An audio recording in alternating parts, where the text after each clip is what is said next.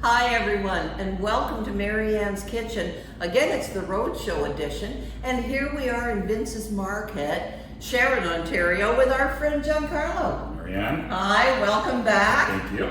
Now, we're talking today in his beautiful kitchen about entertaining and having the family and having friends over. Getting back to the Sunday supper, even, you know, that type of thing. And he's going to show us what they do here at Vince's Market at all the locations. Now, you've probably seen things similar to this in stores where all these hard root vegetables are chopped up.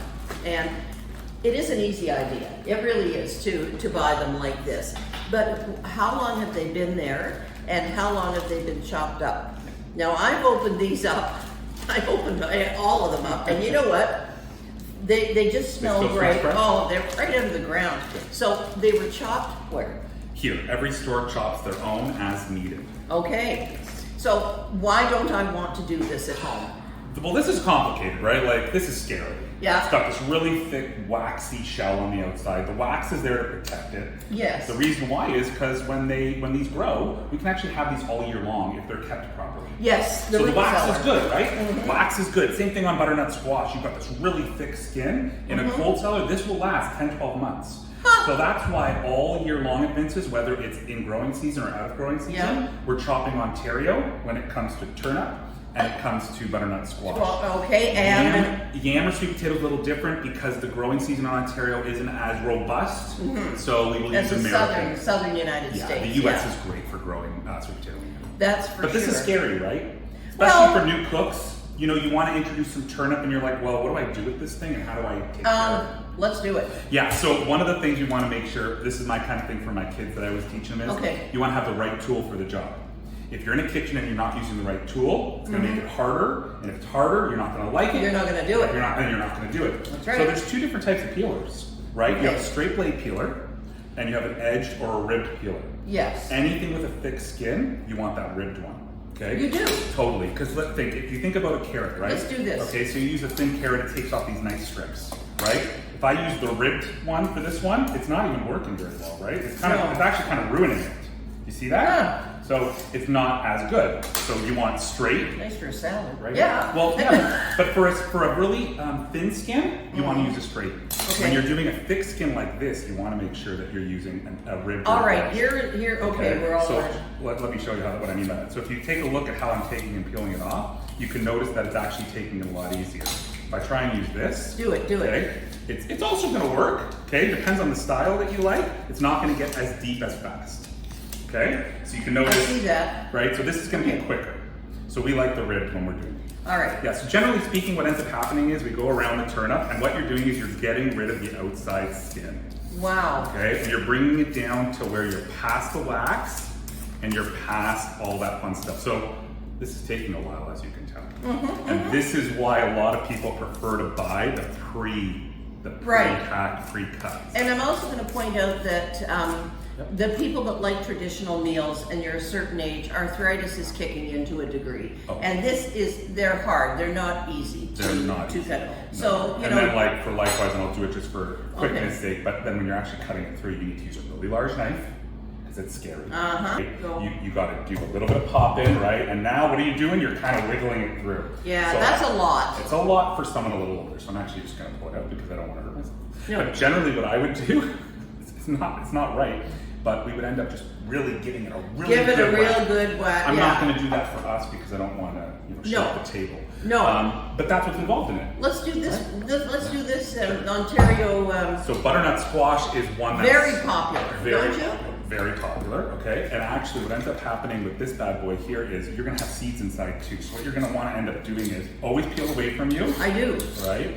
And you end up taking all the skin off. I do. Right? Now, So really, really broad strokes. Broad strokes, long, right? You're taking it away from you. Okay. And again, depending on how fast you want to go, depends, right? When you get to the end, it becomes a little bit harder. You got to actually come again away from you. Never towards you on these things. No. Because what ends up happening is you're going to nick your finger. If you learn doing it, it's towards yourself, that's no good. And I see a lot of the older people, you know, doing it that way. But I learned to peel away from even cucumbers, everything, I peeled it away. Totally. And grabbing a tea towel or a cloth to steady yourself because it is fresh. Okay, that's a good idea. Yeah, that's great. And as you get to the bottom, you just kind of take it off. But look at the mess we're making in our kitchen. Good. Hey? I love it. Now watch this. What's going to end up happening is we're going to take off the bottom. Oh, all right. Just because you're going to see that. We're going to take off the top. Okay. Now I want to see the inside. No problem. We'll use it, yeah? Yeah, we're going to go all the way down. Okay. Okay. And then what we're going to end up doing is we're going to do it one more time just for ease. Oh, I haven't done that yet. I haven't done that one yet. So we're getting close, right? Okay. Take your spoon, Yay. right? Your big spoon. Okay. You want to take out the inside, right? And then what's going to end up happening is you're going to be ready to chop it up. Think about all the time you could be spending right now with your family. Well, yes, okay. I'm thinking about my butternut squash soup. Well, look at this stuff over there. It's hanging out right now, right? Okay, let's see how you do this now. So what I usually do is we go down the middle. I always like to get it a little back. Yeah. Makes it a little easier, right? All right, so we're going to get a piece like that, and then you're just chopping it up. Yes, baby. Just a bit.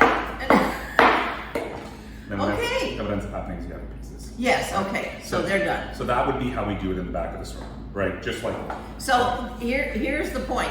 The point is this is all done at the store, not at some far off. This is done in our back rooms, in our produce prep rooms. We do them typically every 2 days because we sell quite a bit of them. Oh, yeah. So it's always being done fresh. Because you're chopping it fresh and we're not adding any preservatives. So there's no gas flushing. A lot of the vegetables that you might buy at the grocery store that come in a sealed bag. Of course, a nitrogen flush because they have to. They have to. They have to. And so for us, we don't do that, which means when you buy it, you want to use it within a few days. That's what I said to you this morning, just before we started this segment. I said, you know, I can smell these when I smell the vegetable when I take them out of the. You're going to get a way better experience. Yeah. And if you're having turkey and ham and things like that, you want to have some turnip because, like other things, there might be a few at the table, 1 or 2 that doesn't want it, but the ones that love turnip, they love it. Love it. They love it. Love it. They love it. And you can sprinkle it in, right? You don't have to do it overpowering. It doesn't have to be 50-50. You can put 20% turnip, and the other 80% could be your potato and your yam and your that's right. Just and they do, and the Americans love to put marshmallows on everything. I still haven't figured that out, but they seem to be just crazy about it. Number one thing people use this for? A butternut squash soup. Yeah. Right. And on that note, now we're going into your soups. Yeah. And I'm just going to turn my back for 1 second. Not on you. No. Okay. Now stay with me, everyone. Yeah. Of course. Because this is my Thanksgiving starter, and we do Canadian and we do American Thanksgiving. A lot of people do. My mother was from Pittsburgh, so we do recognize that, and it's just another reason to have a family get together. Now, this is your soup, and I want you to show us some of the options that you have. So this is a sweet potato that we do. Okay. You've got the butternut squash in there. We also have a bit of Vinson chicken noodle soup, and I like those noodles. I like that size of that noodle. Yes, totally. We also work with other soup companies like 17 Cooks. Okay. They're an Ontario-made soup. Vegan, all vegan. Which is their kind of claim to fame.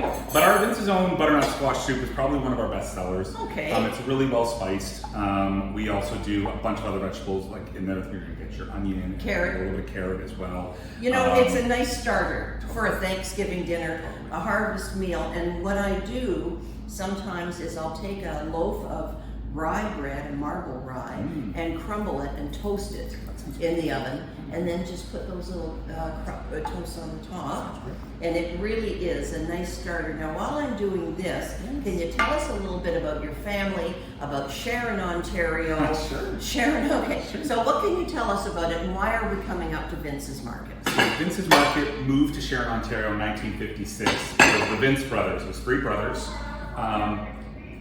They're paging me. So we're gonna let that go. So I'm gonna start for you now. All right. So the three Vince brothers actually moved their business up to Sharon, Ontario. It was a roadside fruit stand. Okay, I don't know if you remember these days, but they're yes, roadside fruit stands where all you really could get from a roadside fruit stand was really fruit and veg. That's right. And that's what they specialized in. Like in Niagara when you drive by. Totally. Going to the theater. Yeah. So my dad actually bought Vince's from the Vince family in 1986. Okay. And that's where our family story began. My dad's been involved in the business now for, oh my gosh, almost 40 years. Wow. I grew up in the business, and so I'm now carrying on that tradition as a next generation grocer. And where are we in Sharon? It's now who doesn't know Leslie? Leslie Street. Yeah, it's the old cottage country lane. So when the Vince brothers came up, this was the drive up to Lake Simcoe and cottage country around Jackson's Point and all those wonderful areas. Okay. And so, and then as time has changed, This will be yours. Thank you. The area has grown. It's changed, and we have a wonderful community here that we support. Oh yes, I was at your charity event this year, and barbecue is out in the front. You've got to come up. If you're on Leslie Street, you're going to find it. Am I right? I think so. There's no way to miss this. No, and you don't want to either. So on that note, think about this for your Thanksgiving dinner. Make a lovely drive up to Sharon, Ontario, and drop in and say hello, because you might very well see me and Giancarlo doing this. Thank you. So cheers. Take care.